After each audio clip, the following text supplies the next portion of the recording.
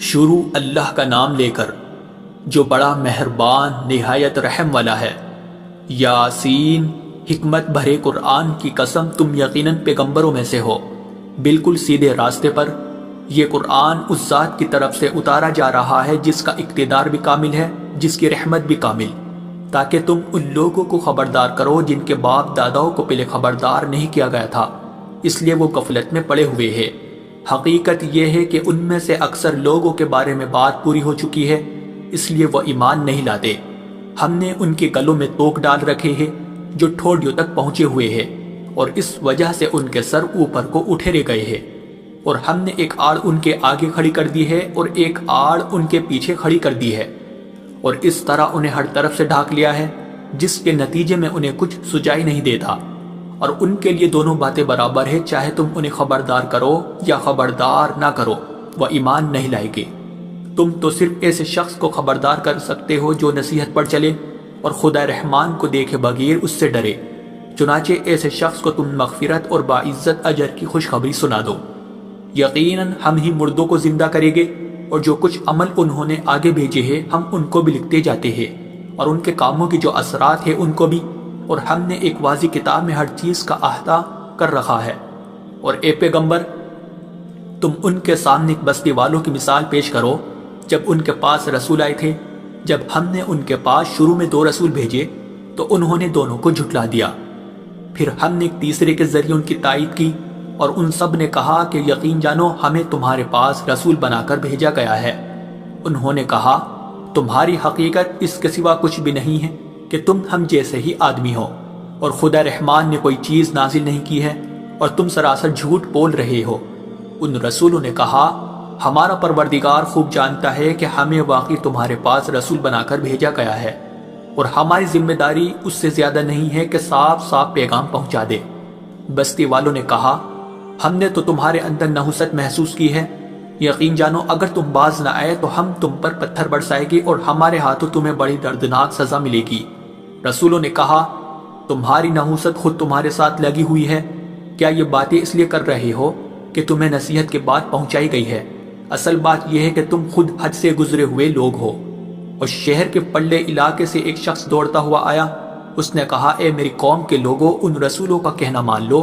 ان لوگوں کا کہنا مان لو جو تم سے کوئی اجرت نہیں مانگ رہے اور وہ صحیح راستے پر ہے، اور بھلا میں اس ذات کی عبادت کیوں نہ کروں جس نے مجھے پیدا کیا ہے، اور اسی کی طرف تم سب کو واپس بھیجا جائے گا۔ بھلا کیا اسے چھوڑ کر میں ایسو کو معبود مانوں کہ اگر خدا رحمان مجھے کوئی نقصان پہنچانے کا ارادہ کر لے تو ان کی سفارش میرے کسی کام نہ آئے، اور نہ وہ مجھے چھڑا سکے۔ اگر میں ایسا کروں گا تو یقیناً میں کھلی گمراہی میں مبتلا ہو جاؤں گا۔ میں تو اپنے پروردگار پر ایمان لا چکا، اب تم بھی میری بات سن لو۔ آخر کار بستی والوں نے اسے قتل کر دیا، اور اللہ کی طرف سے اس سے کہا گیا کہ جنت میں داخل ہو جاؤ۔ اس نے جنت کی نعمتیں دیکھ کر کہا کہ کاش میری قوم کو معلوم ہو جائے کہ اللہ نے کس طرح میری بخشش کی ہے اور مجھے باعزت لوگوں میں شامل کیا ہے۔ اور اس شخص کے بعد ہم نے اس کی قوم پر آسمان سے کوئی لشکر نہیں اتارا، اور نہ ہمیں اتارنے کی ضرورت تھی، وہ تو بس ایک ہی چنگھاڑ تھی جس سے وہ ایک دم بجھ کر رہ گئے۔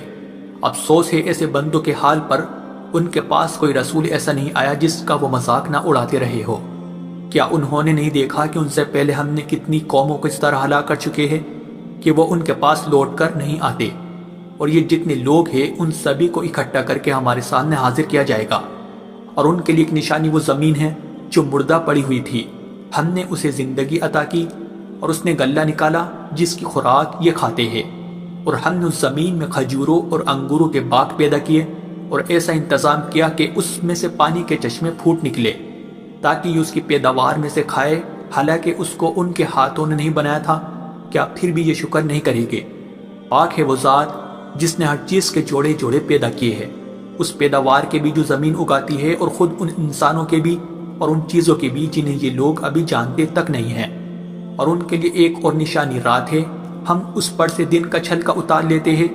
تو وہ یکا یک اندھیرے میں رہ جاتے ہیں، اور سورج اپنے ٹھکانے کی طرف چلا جا رہا ہے۔ یہ سب اس ذات کا مقرر کیا ہوا نظام ہے جس کا اقتدار بھی کامل ہے، جس کا علم بھی کامل۔ اور چاند ہے کہ ہم نے اس کی منزل تاب تول کر مقرر کر دی ہے،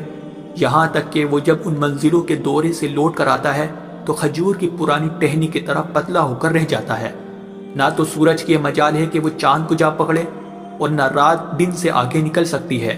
اور یہ سب اپنے اپنے مدار۔ اور ان کے لیے ایک اور نشان یہ ہے کہ ہم نے ان کی اولاد کو بھری ہوئی کشتی میں سوار کیا، اور ہم نے ان کے لیے اسی جیسی اور چیزیں بھی پیدا کی جن پر یہ سواری کرتے ہیں،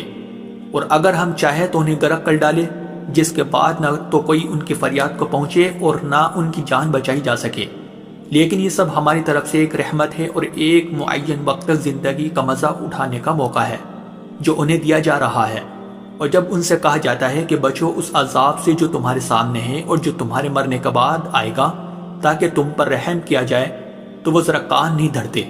اور ان کے پروردگار کی نشانیوں میں سے کوئی نشانی ایسی نہیں آتی جس سے وہ منہ نہ موڑ لیتے ہو۔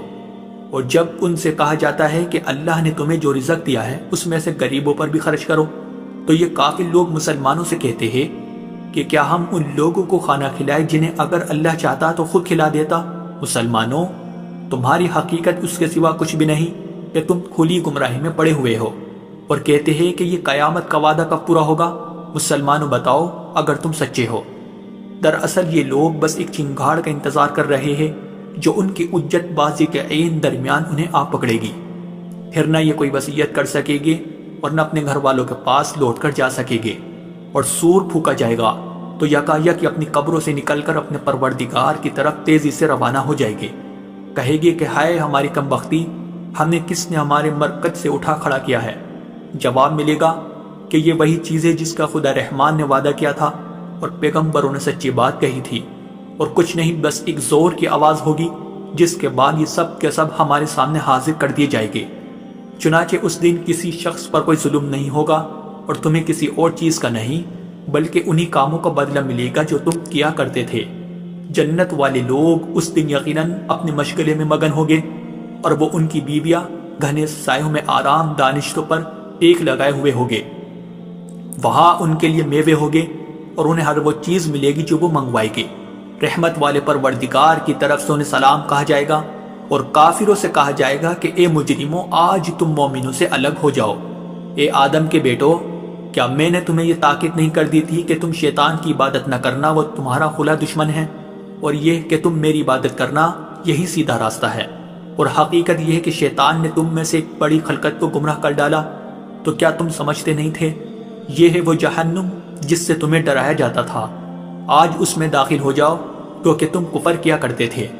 آج کے دن ہم ان کے منہ پر مہر لگا دیں گے، اور ان کے ہاتھ ہم سے بات کریں گے اور ان کے پاؤں گواہی دیں گے کہ وہ کیا کمائی کیا کرتے تھے۔ اور اگر ہم چاہیں تو یہی دنیا میں ان کی آنکھیں مل یا میٹ کر دیں،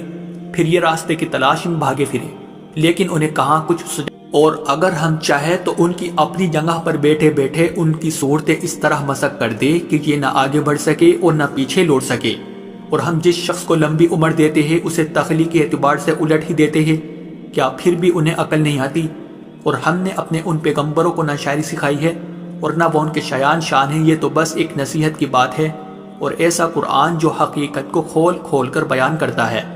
تاکہ ہر اس شخص کو خبردار کرے جو زندہ ہو، اور تاکہ کفر کرنے والوں پر حجت پوری ہو جائے۔